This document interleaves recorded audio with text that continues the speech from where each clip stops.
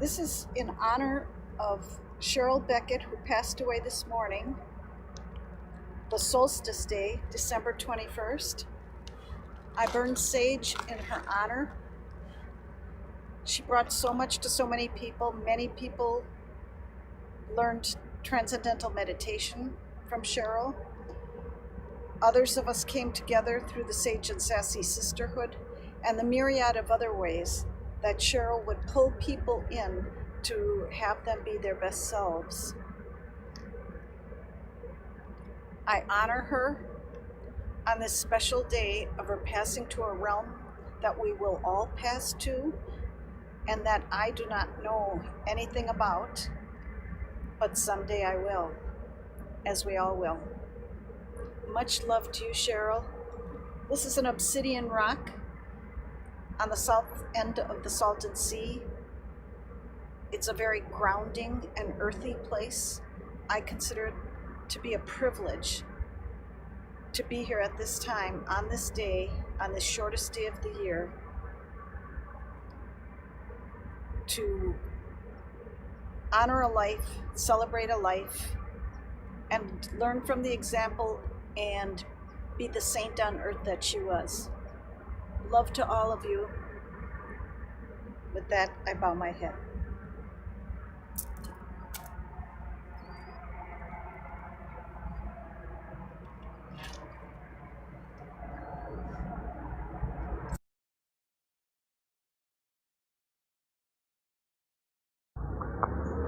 Hello, my name is Kristin Mouton. Hello to everybody that loves Cheryl. Hi, John. Cheryl was one of my closest friends. I imagine that she probably made a lot of people feel that way. She was a mentor, coach, friend. I learned TM from Cheryl 25 years ago, which has made a huge impact on my life. I traveled with her to Fairfield. We shared a love for Frank Lloyd Wright, for books. I think all of the really great books I read were recommendations of Cheryl. We laughed a lot. We manifested together. She was just one of the greatest joys of my life, and I know her spirit is here always. Yeah. One day I was driving, I was in the drive-thru at McDonald's, and a big chunk of snow fell onto the roof of my car, and I was reading I was reading her obituary while I was in the drive-thru. So anyway, I was like, yeah, I know you're here. Anyway, I love you, Cheryl, and I'm just grateful for everything, and again, grateful that her spirit will be with me always. All right, I love you.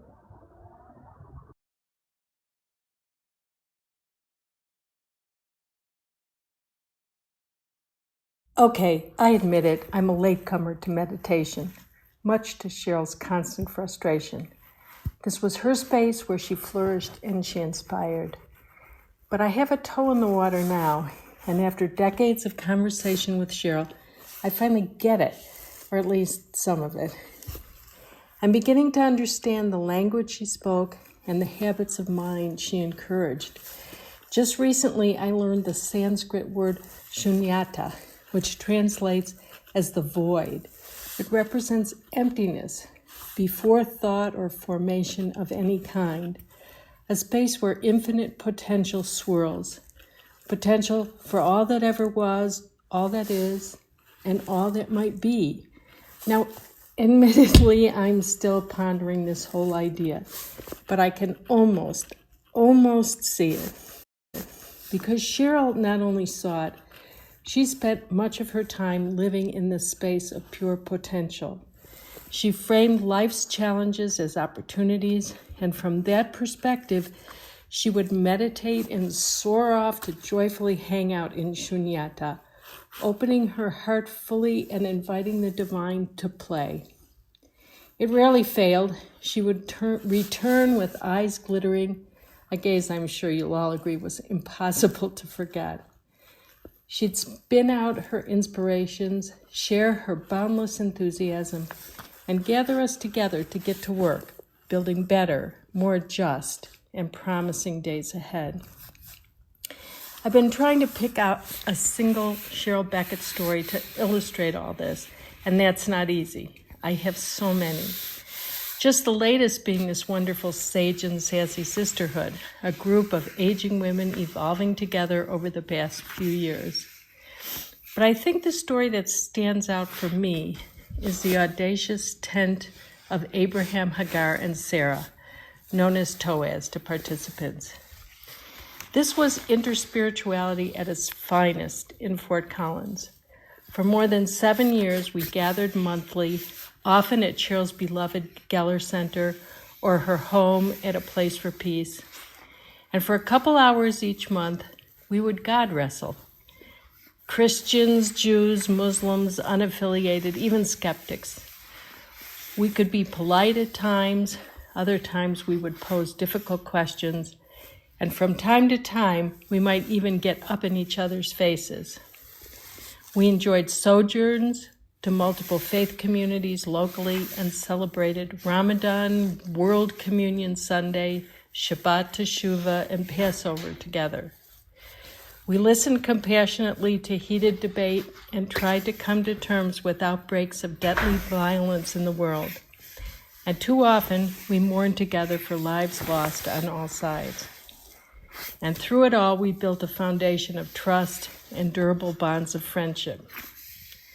Around year 5, we wanted to bring our story to the community, and our intention gave rise to Blood Bonds, a Toaz-sponsored blood drive dedicated to giving blood, not shedding it. What you're watching is a look back on the birth of the idea, starting the minute Poudre Valley Hospital parked the Garth England bloodmobile in the driveway of a Place for Peace, and donors from faith communities across Fort Collins lined up to donate blood for the well-being of all.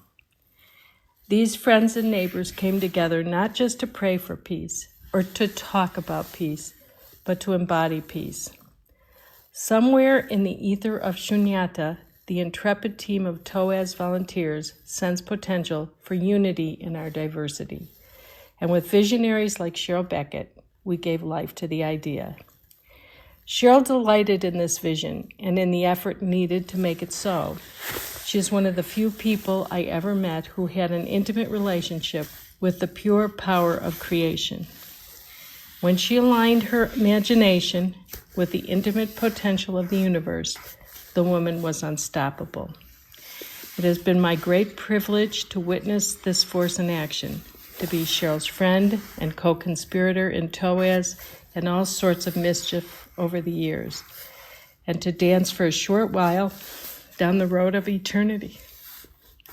I will miss her companionship more than these few words can express, but I have a strong feeling I'll meet up with her again, one way or the other, in Shunyata.